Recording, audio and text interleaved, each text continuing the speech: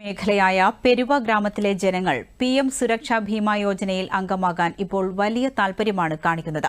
പ്രദേശത്തെ ബാബു എന്ന ആളുടെ അപകട മരണമാണ് ജനങ്ങളെ ഇത്തരത്തിൽ മാറി ചിന്തിക്കാൻ പ്രേരിപ്പിച്ചത്. ഒരു റിപ്പോർട്ട്.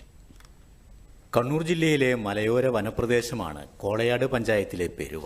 പട്ടികവർഗ വിഭാഗത്തിൽപ്പെട്ടവർ കൂടുതലായി താമസിക്കുന്ന പെരുവയിൽ വർഷങ്ങളായി താമസിക്കുന്ന കുടുംബമാണ് MK ബാബുവിന്റേത്. കൂലിവേല ചെയ്ത് ബാബുവിന് ലഭിക്കുന്ന തുകയായിരുന്നു ഈ കുടുംബത്തിന്റെ പ്രധാന വരുമാനം. എന്നാൽ കഴിഞ്ഞ വർഷം ഓഗസ്റ്റ് 28-ന് ജോലി കഴിഞ്ഞ് മടങ്ങവേ പെരുവാപ്പുഴയിൽ വഴുതി വീണ് ബാബു മരണപ്പെട്ടു. ബാബുവിന്റെ മരണത്തോടെ ഈ കുടുംബം അനാഥമായി. കഴിഞ്ഞ 2024 ആഗസ്റ്റ് 28-ന് അച്ഛൻ പണിക്ക് പോയ സമയത്ത് പുഴയിൽ കാല് വഴുതി വീണ് അപകടമുണ്ടായി. ഈ അവസരത്തിലാണ് കേന്ദ്ര ഗവൺമെന്റിന്റെ സുരക്ഷാ പദ്ധതിയായ പ്രധാനമന്ത്രി സുരക്ഷാ ഭീമാ യോജന ഇവർക്ക് സഹായഹസ്തവുമായി എത്തുന്നത്. അച്ഛൻ വെറും 20 രൂപ ഒരു ഇൻഷുർ ചേർന്നു. നമ്മൾ അറിയില്ലായിരുന്നു, നമ്പർ വഴിയാണ് നമ്മൾ അറിഞ്ഞത്. അത് കഴിഞ്ഞ് എല്ലാം പിന്നെ ബാങ്കിൽ പോയി അന്വേഷിച്ചു. അപ്പോൾ അവർ പറഞ്ഞു ഉണ്ടെന്നെല്ലാം പറഞ്ഞു. പെട്ടെന്ന് തന്നെ 2 ലക്ഷത്തോളം രൂപ നമുക്ക് കയ്യിൽ കിട്ടി.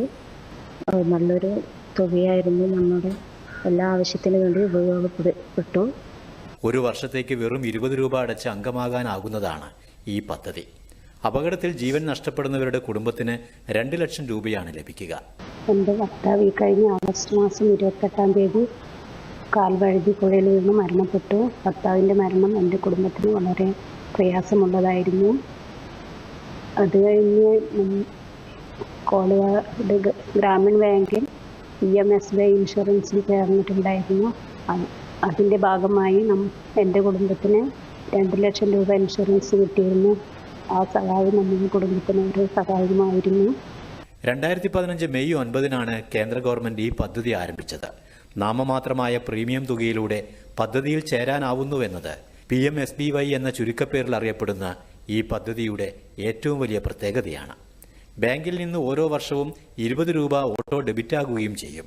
പ്രധാനമന്ത്രി സുരക്ഷാ ഭീമാ യോജനയിലൂടെ ബാബുവിന്റെ കുടുംബത്തിന് 2 ലക്ഷം രൂപ ലഭിച്ചതറിഞ്ഞതോടെ പ്രദേശത്തെ നിരവധി ആളുകൾ ഈ പദ്ധതിയിൽ അംഗങ്ങളായി ചേർന്നു.